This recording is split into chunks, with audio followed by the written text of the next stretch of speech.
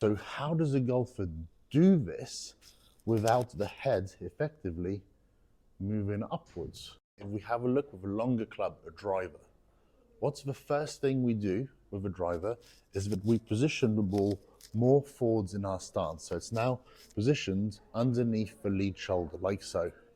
Because it's more forwards in the stance, it means we require more slide and for longer in order to reach this forward ball position before the club would start to move excessively across in an out to in manner. So to make sure we can still hit out of the golf ball, we have to make sure that we have more slide for longer with our weight more forwards in order to get to this more forward ball position. Secondly, with the driver, the longer the club, the more we're going to extend. So think of me at setup, my chest is pointing down to the ground, but by the time I get to the finish, my chest is like this, pointing right up to the sky.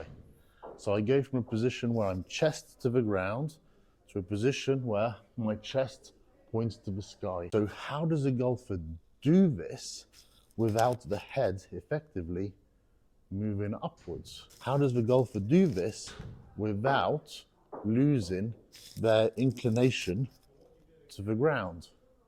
And the answer is that this extension piece is done simultaneously with a side bend piece, and the side bend and extension together mean that the head can remain stable.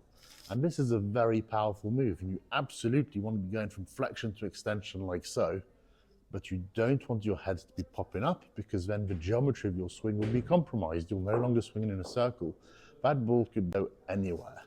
So very important with the driver to be able to have a long enough hip slide to get to the more forward ball position, and in order to induce the side bend to the right to negate the amount you're extending so that you can keep your head stable throughout the motion.